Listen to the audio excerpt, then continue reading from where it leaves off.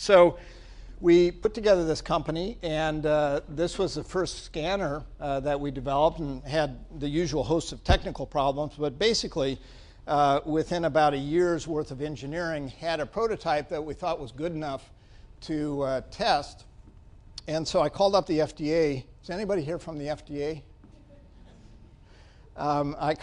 I had the experience of telling this story once with the head of the device panel in the audience, and I didn't know about it.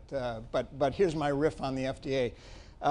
So I called up the FDA and tried to get a feeling for how long it was going to take to test this device. And the answer seemed to be, it was clear the answer was longer than a year to get it tested.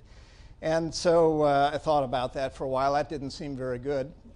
And I called a friend of mine in Europe, in Norway actually, and a cardiologist there, and I said, you know, just out of curiosity, what would it take to test this in Norway? And he said, well, I don't know, but I'll find out. I'll call the person who makes that decision.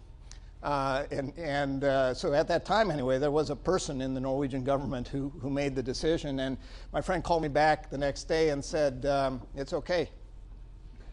I said, what do you mean? He said, it's okay. And so 2 weeks later, we went over to Norway and did these are the first human images from inside a blood vessel with a catheter.